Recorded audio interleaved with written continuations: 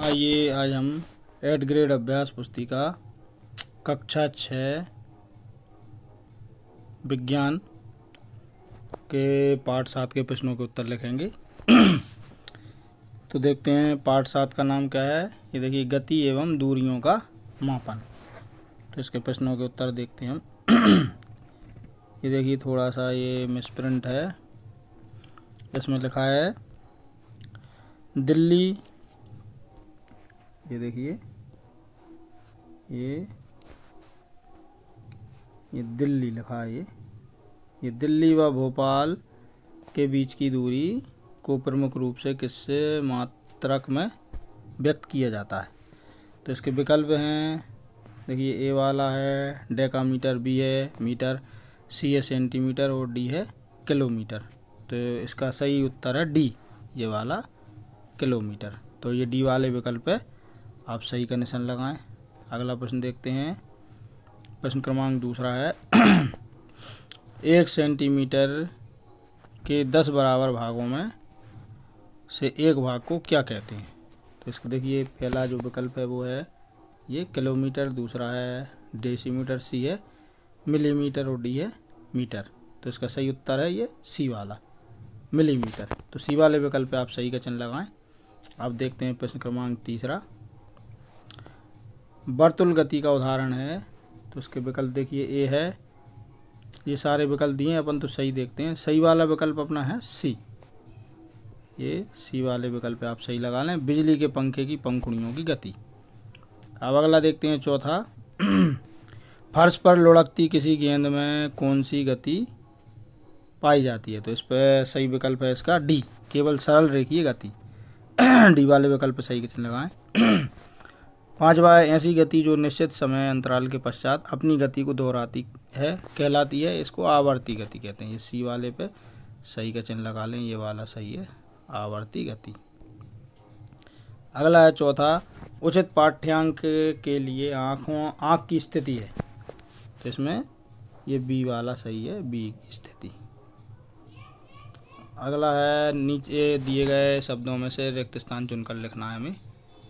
ये जो शब्द दिए हैं ये देखिए इनका उपयोग करके हमको ये नीचे रिक्त स्थान भरना है। ये देखिए पहला है एसआई मात्रक ने एसआई मात्रकों में लंबाई का मानक मात्रक है, तो इसमें आएगा मीटर, मीटर लिख लें अपने पहले में। दूसरा है कैरम बोर्ड पर गोटियों का एक स्थान से दूसरे स्थान जाना सरल रेखीय गति का उदाहरण है, सरल रेखी लिख लें।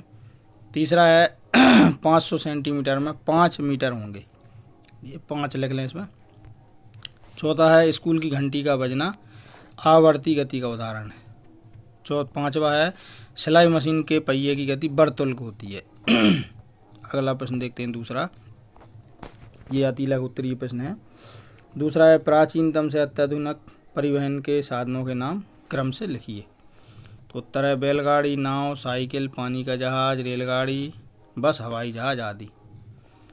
ये प्रश्न क्रमांक 2 हो गया। तीसरा देखते हैं, धागे की सहायता से किसी वक्र रेखा की लंबाई का मापन किस प्रकार करेंगे। उत्तर है धागे के एक सिरे को बिंदु ए पर स्थित करके धागे को आकृति के अनुसार आकार देते हुए बिंदु बी तक ले जाते हैं, फिर धागे को स्केल से मापकर आकृति की लंबाई ज्ञात कर लेते हैं। अगला प्रश्न है चौथा, बूझो अपने घर के सामने सीधी सड़क पर किसी वाहन की गति का परीक्षण कर रहा है, बताइए वाहन में कौन सी गति हो रही है। उत्तर है सड़क पर किसी वाहन की गति सरल रेखीय गति होती है। प्रश्न क्रमांक 5, जब आप मैदान में गेंद से खेलते हैं तब वो आपकी गेंद लुढ़कते हुए दूर जाती है, तो लुढ़कती हुई गेंद में किस प्रकार की गति होती है। उत्तर है लुढ़कती हुई गेंद में सरल रेखीय गति तथा घूर्णन गति होती है। अगला प्रश्न है छठा, पालकों की गति एवं हृदय की मांसपेशियों की गति किस प्रकार की गति का उदाहरण है। उत्तर है पालकों नहीं है पलकों है, पलकों की गति एवं हृदय की मांसपेशियों गति आवर्त गति का उदाहरण है। आवर्त मतलब बार बार, ये बार बार गति होती है, आवर्त गति कहलाती है। अगला प्रश्न है ये लघु उत्तरीय प्रश्न आ गया अब 7वां, हाथ की हथेली एवं पैर के पंजे का उपयोग मापन की मानक इकाइयों के रूप में क्यों नहीं किया जाता है। उदाहरण उत्तर है क्योंकि प्रत्येक व्यक्ति के हाथ की हथेली तथा पैर के पंजे का माप समान नहीं होता, इनसे मापी गई माप अलग अलग व्यक्तियों के लिए अलग अलग हो सकती है। 8वां है, इन वस्तुओं को स्थिर तथा गतिशील वस्तुओं में वर्गीकृत कीजिए। ये जो वस्तुएं दी हैं, ये लुढ़कती हुई यहाँ से लेकर यहाँ तक, ये लुढ़कती हुई गेंद, टेबल, चलती रेलगाड़ी, मेज, घर, उड़ती चिड़िया, दीवार, इन सब का उपयोग करके ये नीचे हमें तालिका भरना है। ये देखिए स्थिर गति है, स्थिर वस्तुएं आएंगी इस तरफ ये सारी स्थिर वस्तुएं हैं। जैसे टेबल, इसको अपन ये स्थिर ही रहती है, अपन इसको चला नहीं सकते। मेज भी स्थिर है, घर, दीवार, घड़ी, ऐसी। अब गतिशील वस्तुएं क्या गतिशील हैं, ये तो लुढ़कती हुई वस्तु, चलती रेलगाड़ी, रेलगाड़ी तो चलती गति होती है, चिड़िया, उड़ती चिड़िया है ना, घड़ों की सुइयाँ, घड़ी की सुइयाँ, तो ये सब आप इसको ध्यानपूर्वक लिख लें।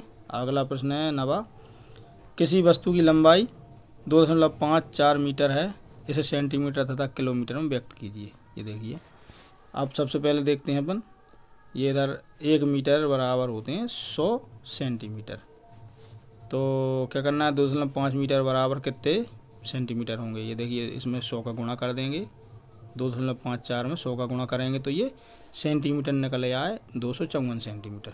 अब अपने मिलीमीटर में व्यक्त करना है, तो 1 मीटर बराबर होते हैं 1000 मिलीमीटर। ये 1 मीटर बराबर 1000 मिलीमीटर, तो इसमें 2.54 मीटर में 2.54 मीटर में 1000 का गुणा कर देंगे। ये देखिए, तो ये टोटल कितना हो जाएगा, 2540 गुणा करने पर, तो ये 2540 जो है ये मिलीमीटर निकल आया अपने। अब है 10वां, घड़ी की सुई और स्कूटर की गति के बीच क्या समानताएं और अंतर लिखिए। तो सबसे पहले हम लिखेंगे समानताएं। ये देखिए, ये समानताएं हैं, चलते समय दोनों बढ़तल गति करते हैं। दूसरी असमानताएं, साइकिल सरल रेखा में गति करती हुई है, अपना स्थान परिवर्तन करती है, जबकि पंखा एक ही स्थान पर रहकर बढ़तल गति करता है। ठीक है, अगला प्रश्न देखते हैं हम 11वां, दीर्घोत्तरीय प्रश्न आ गई। किसी वस्तु की चौड़ाई एवं लंबाई मापते समय हमें कौन सी सावधानियां बरतने की आवश्यकता होती है। तो इसका उत्तर है, देखिए, 1, पैमाने की वस्तु के संपर्क में इसकी लंबाई के अनुदिश रखना चाहिए। दूसरा, कुछ पैमानों के सिर टूटे हो सकते हैं, इनमें शून्यांक स्पष्ट नहीं दिख पाता, ऐसी स्थिति में शून्यांक से माप नहीं लेने चाहिए, बल्कि अन्य किसी पूर्णांक को काम में लिया जाना चाहिए। तीसरा है, माप लेने के लिए सही स्थिति भी महत्वपूर्ण होती है, जिस बिंदु की माप लेना है आँख उसके ठीक सामने होनी चाहिए। अगला प्रश्न 12वां, बूजो की स्केल 0 सिरे पर टूटी हुई है, इसलिए उसने अपनी किताब की लंबाई 3.5 सेंटीमीटर से शुरू करके मापी, तब उसे किताब की लंबाई 14 सेंटीमीटर प्राप्त हुई। बताइए किताब की वास्तविक लंबाई क्या होगी। ये देखिए, किताब की वास्तविक लंबाई जो टूटी हुई है पेंसिल 3.5 सेंटीमीटर, 3.5, उसको हम घटा देंगे। ये देखिए, टोटल उसने 14 सेंटीमीटर नापी और 3.5 सेंटीमीटर जो कि उसकी सुई टूट गई थी एक सिरे से, तो वो अपन ने घटा दी, तो टोटल कितनी लंबाई होगी, 10.5 सेंटीमीटर। अब अगला प्रश्न 13वां, आवर्ती गति क्या होती है, कोई 3 उदाहरण दीजिए एवं चित्र भी बनाइए। ये देखिए, आवर्ती गति ऐसी गति जो एक निश्चित समय अंतराल के बाद दोहराई जाती है, आवर्ती गति कहलाती है। इसके उदाहरण है, ये देखिए, पहला, पृथ्वी का सूर्य के चारों ओर घूमना। दूसरा है छत के पंखे की गति। तीसरा है सरल लोलक पेंडुलम का दोलन। ये देखिए, यहाँ पर ये पृथ्वी है, ये देखिए पृथ्वी का सूर्य के चारों ओर घूमना, और ये पंखा है छत के पंखे की, और ये देखिए तीसरा, ये वाला देखिए, ये सरल लोलक पेंडुलम का दोलन। तो ये सब क्या है, आवर्ती गति। अब अगला प्रश्न है 14वां, लंबाई की यथार्थ माप को विस्तार से समझाइए। ये देखिए उत्तर इसका, प्राचीन काल में लोग पैर की लंबाई, उंगली की चौड़ाई एवं एक कदम की दूरी आदि का उपयोग मापन के मात्रक के रूप में करते थे। इससे उलझनें होती थीं, इसलिए मापन प्रणाली का विकास हुआ। इस प्रणाली में दूरी का ऐसा ही मात्रक मीटर है। इसके अलावा अधिक दूरी की लंबाई के लिए किलोमीटर एवं छोटी लंबाई के लिए सेंटीमीटर जैसी कई इकाइयाँ हैं, जिनका उपयोग हम दैनिक जीवन में करते हैं। अब ये प्रोजेक्ट वर्क है, प्रोजेक्ट कार्य, तो ये देखिए अपने घर में स्थित वस्तुओं को सेंटीमीटर में नाप कर उनकी माप को मीटर में बदलिए। ये देखिए अपन सबसे पहले ये दरवाज़ा, ये पहले नंबर पर दरवाज़ा है। वस्तु की चौड़ाई ये 50 सेंटीमीटर है और वस्तु की लंबाई 0.5 मीटर है। ये मीटर में आ गया और ये सेंटीमीटर में। अब खिड़की की है 70 सेंटीमीटर इसकी चौड़ाई है और ये मीटर में इसकी लंबाई, सॉरी ये चौड़ाई सेंटीमीटर में है ये, और ये मीटर में चौड़ाई। इसी प्रकार पलंग की 200 सेंटीमीटर, इधर 0.200 मीटर। इधर टीवी की है, ये देखिए टीवी की, ये आप देखते जाइए ध्यान से। ये टीवी की 100 सेंटीमीटर, उधर 0.100 सेंटीमीटर। अलमारी 250 सेंटीमीटर, इधर 0.250। शीशा की 30 सेंटीमीटर और मीटर में हो जाएगी 0.30 मीटर। अब ये आ गया अपना कूलर की ये सेंटीमीटर में 50 और मीटर में 0.5 मीटर। ये 15, ये सब देखते जाएं आप ध्यान से और अपनी बुक में भर लें। अब अगला प्रश्न प्रोजेक्ट है दूसरा। अपने आसपास गतिशील वस्तुओं को देखें व उनमें होने वाली गति के प्रकार को भी लिखिए। यदि आपको किसी वस्तु में एक से अधिक प्रकार की गति दिखाई देती है उसकी तालिका भरें। ये देखिए वस्तु का नाम, गति का प्रकार, ये इस तरफ वस्तु का नाम है, इधर गति का प्रकार। पंखा वर्तुल गति है। पहिया वर्तुल गति। लोलक दोलन। ग्रह घूर्णन। ये पानी सरल रेखीय और बस सरल रेखीय। इसी प्रकार ये हमारा पार्ट 7 यहाँ पर समाप्त होता है।